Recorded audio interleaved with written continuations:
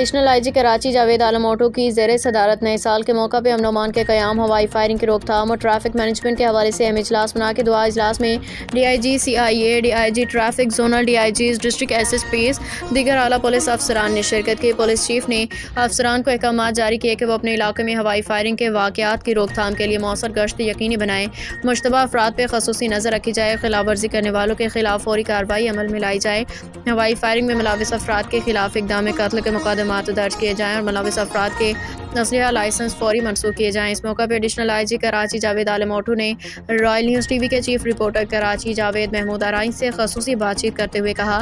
کہ نئے سال کی تقریبات کے دوران ٹریفک کی روانی برقرار رکھنے کے لیے خصوصی ٹریفک پلان ترتیب دیا گیا ہے۔ تمام ٹریفک افسران کو ہدایت کی گئی ہے کہ وہ اہم سڑکوں، چوراہوں، تقریبات کے مقامات پہ اضافی نفری تعینات کریں تاکہ ٹریفک جام کے مسائل سے بچا جا سکے۔